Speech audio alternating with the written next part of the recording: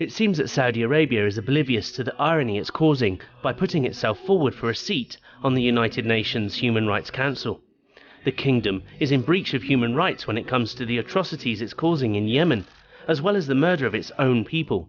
Many leading rights groups are now calling on states to vote against the Saudi regime when it comes to the elections for the spot. However, with a lack of candidates being put forward, it seems strange that a nation like Saudi Arabia should even be allowed to put its name on the ballot paper in the first place.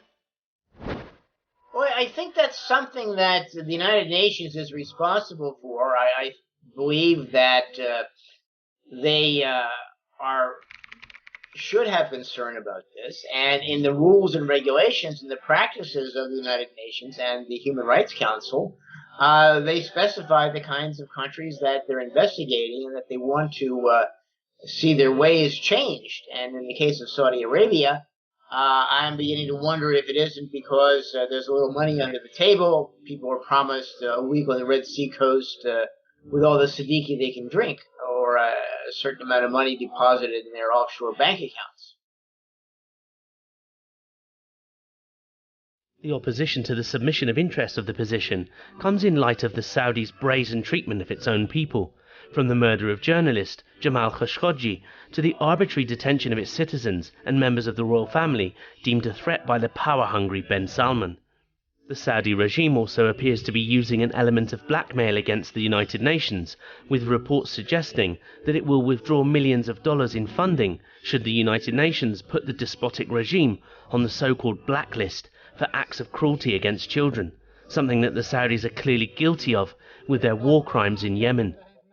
However, it seems that Saudi Arabia may just get its way, as there are not enough names on the regional slate when it comes to choosing a representative from the region, raising the question as to why such positions are not distributed on a rolling responsibility order for all members of the United Nations, thus ensuring some kind of transparency and accountability.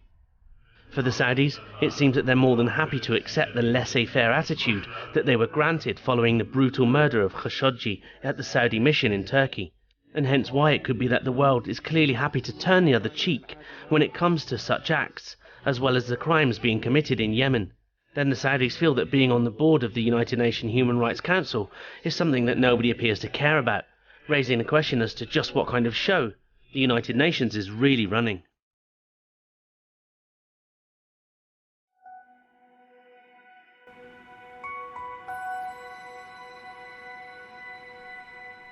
The United Nations, for all the good intentions it was born from, appears to be losing a grip on its role, with many nations openly ignoring or even mocking the body, snubbing it when motions don't appear to be going their way.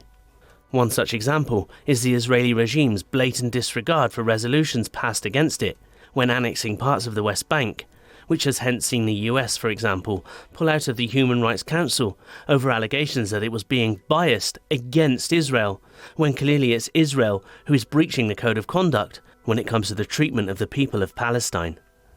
It's this clear lack of ability to govern and punish those who breach international law that raises the question as to whether the UN is heading down the slippery slope of failure, much like its predecessor, the League of Nations.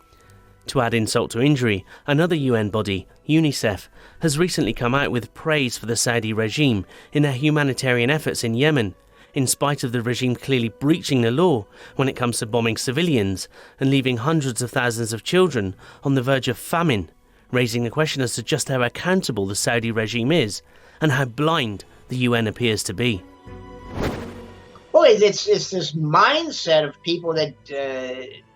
don't necessarily want to stay in touch with reality, and you've got people behind them, like the Human Rights Watch, saying things like we need to keep Russia off the council because the Russians are engaged in war crimes in Syria, which is absolute nonsense. They're kowtowing to American and Zionist propaganda, apparently. And again, I think also it's a quid pro quo. If they look good and make positive statements for Saudi Arabia to the World's Forum, the Saudis can cross their palms with silver or give them other benefits of some other kind which they are desperately seeking.